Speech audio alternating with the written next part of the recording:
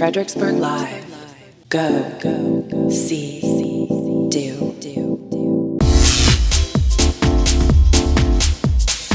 What up, Fredericksburg? We're here. It's 2012. We're so excited about kicking off a brand new year. We are going with a different format going forward. We're going to make sure that every time that you get to see us, we are engaged in some fun and some interesting new things that are going on in our area. Tonight, we are fortunate enough to be in downtown Fredericksburg on Caroline Street at the Virginia Wine Experience, and we are so thankful that Edwin Wyatt, the purveyor of fine wines from all over the world, has invited us into his home of sorts to be able to find out a little bit more than what you'd see on the front entrance of his facility. This is a beautiful place to view art, to view wine, and to just meet people and have a great time. We are also fortunate enough to have Miss Heidi DiEugenio from Fredericksburg Parent also with us. And as we go through to tonight's segment, we're gonna talk a little bit to Edwin and find out what he's got in store for us.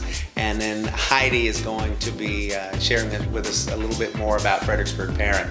So sit back, take a moment, and watch this next piece that we have for you. Attention race fans!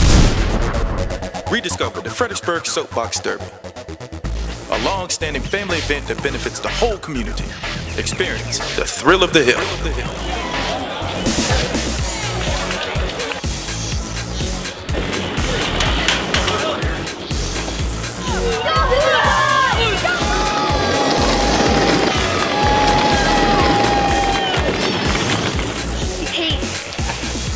I'm Corbin Burnson here on Fredericksburg Live.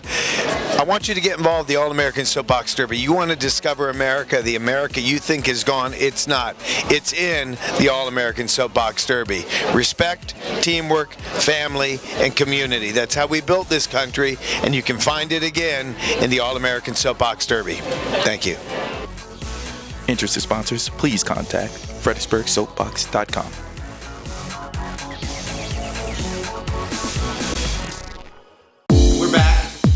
At the Virginia Wine Experience in downtown Fredericksburg.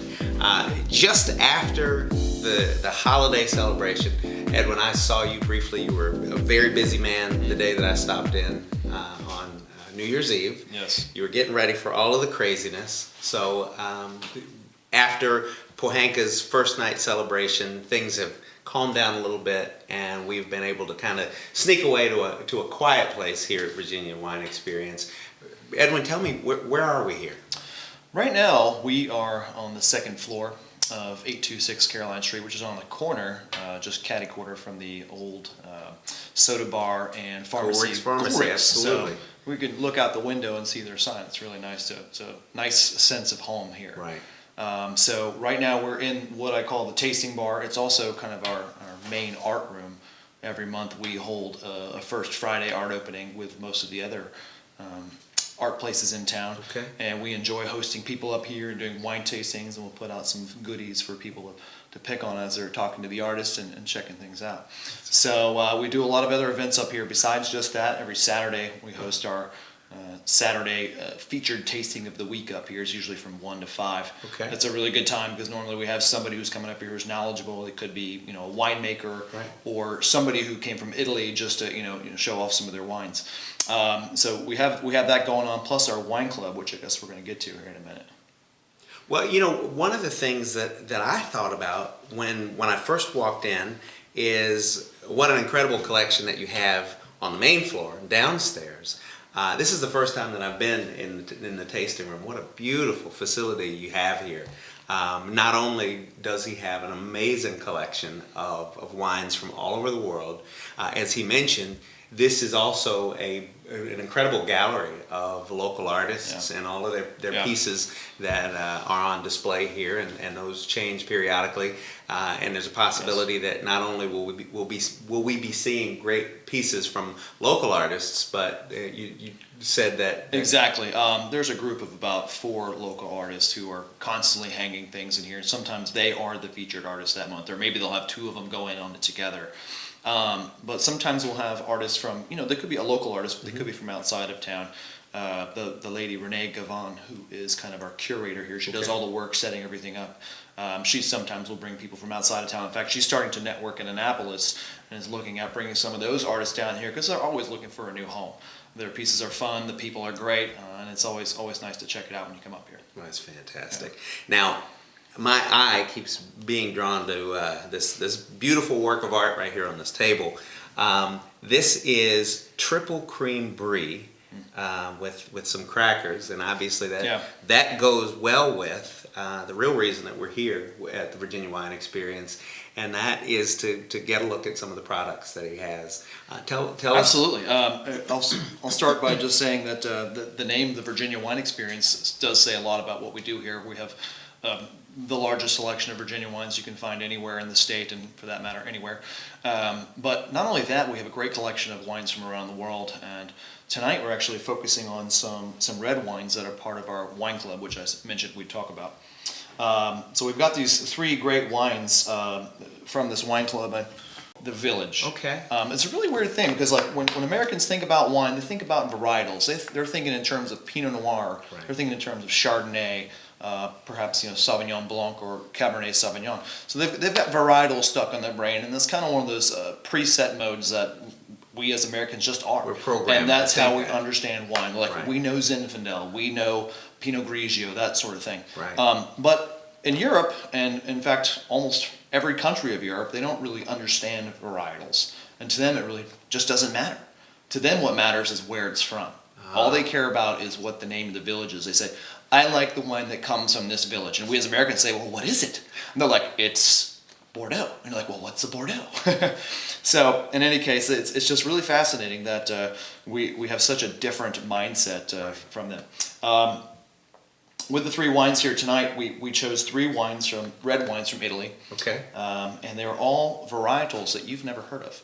Now, obviously, some wine professionals have heard of them. And one of them is actually perhaps a bit more prolific. The first varietal here is called Marzamino. And if anybody's ever heard of Marzamino, that's great. Raise your hand back there in the crowd. The second one is called Shiva. And Shiva is one that's actually insanely new to me. I can hardly find anything on the internet. In fact, I had to get out a book to look it up. So I was like, what's Shiva? So this is not something that you simply become an expert at. No, you have to really try. Once you become a wine expert, there's nothing else to learn. That's not the case. That's right. I mean, Italy has over 800 varietals that they use to make their different wines with. And of course, depending on what part of Italy you're on, depends on what kind of grape you're going to grow. If you're in Sicily, you're going to grow Nero d'Avola. If you're in northern Italy, you might grow Nebbiolo, or you might grow Corvina. So Corvina is actually the 3rd grape we're going to talk about here. Okay. And this little guy right here, really pretty little fresh 2010. You're looking for lively, vivid fruits and acid. And the reason I picked out a soft cheese like this, because you always want to pair red wines with soft cheese.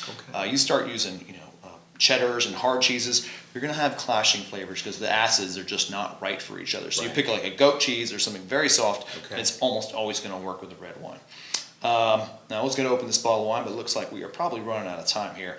Perhaps in our next episode we can actually open it, have it ready to pour, and give a little taste. Well, we're going to take a quick break, and we're going to be back with Edwin, and we're going to bring Heidi back, and we are going to enjoy some of his great products here. Again, we are here at the Virginia Wine Experience at 826 Caroline Street. We will see you in just a few minutes. What's up, Fredericksburg? Hey, those of you who know me know that I'm absolutely passionate about food, and to feed that passion, we are here tonight at Pueblo's Tex-Mex Grill. This restaurant absolutely exemplifies everything that we look for. The food is amazing. The service is incredible. It's always consistent. You're always met at the door with a smile.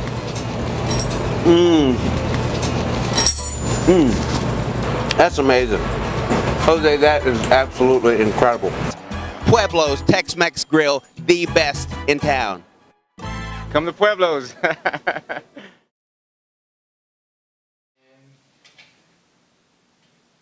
Welcome back. We are here at the Virginia Wine Experience. Mr. Edwin Wyatt is about to show us why people come back again and again and again for the experience that is right here in our own hometown. Edwin, these are not only is it a beautiful place setting, but this is a beautiful place. And we want to give you the opportunity now to do what it is that you do best and entertain us. Absolutely. Like I didn't get enough in the last mouthful. This wine, Corvina, is a grape that's really well known in a particular region that many people have heard of. They don't realize, though, that the grape is from there because they're Americans. So anyways, the Corvina grape is from Valpolicella, which is generally between 8 and 10 miles north of Verona, where Romeo and Juliet, the story. Right. So Valpolicella makes a specific wine, which is usually on the more expensive side, called Amarone. Amarone. Amarone, a very special wine. Once they pick the grapes, they actually air dry them sometimes for 2 months on straw mats. And so you're thinking, okay, so they're going to make a dessert wine with this, right? Because they're going to be kind of raisinated, they're going to be a little shriveled up. And they use this very unique type of grape like Corvina because it just does well in that system. So they dry them out, they press the grapes, and you get a very, rich substance. Okay. The other thing that you get from it is something that's very ripe. So imagine like prunes and very ripe fruits that, are just emitting out of the glass, and it's an amazing thing. And that's why when you lose all that water and the initial drying of these grapes, then you lose a lot of product, so the price goes up naturally. But it does make a really cool product, and what we've got here is a Corvina that was made like a regular red wine would be. They picked the grapes, they pressed them fresh, they did just a tiny bit of oak aging on it, just enough to give it a little roundness, a little bit more friendliness. But like I said, it's a 2010, so it should be bright and lively and crisp, unlike the Amarones that they're famous for. So this Corvina, very inexpensive. It's regularly $13. We're selling it to our wine club for $11 a bottle. And what I'm going to do now is cut a piece of this cheese and hand it out to you guys and let you taste the wine. So go ahead and enjoy the wine first. I'm excited after that description. That's yeah, enjoy the wine. You're looking for red currants, blackberries, that sort of thing.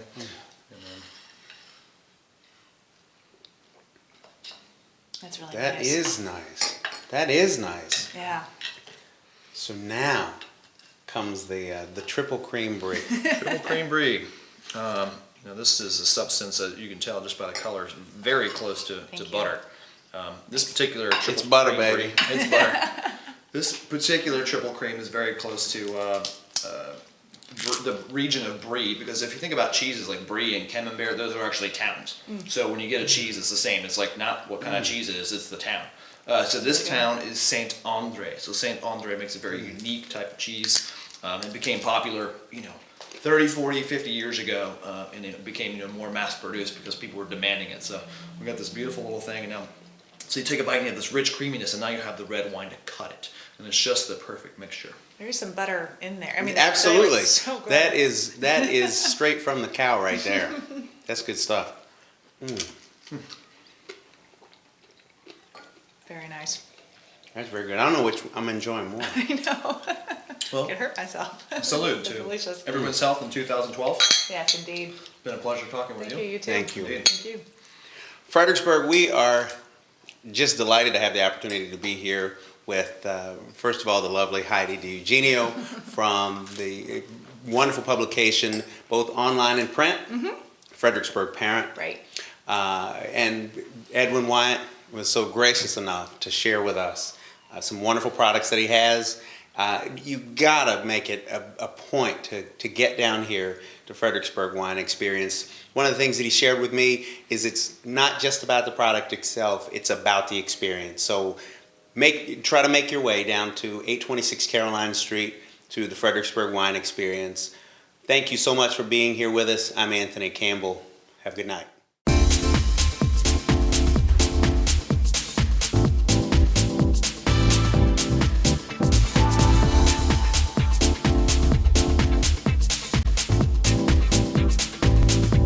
This has been a Video Man production and a So Wise marketing presentation.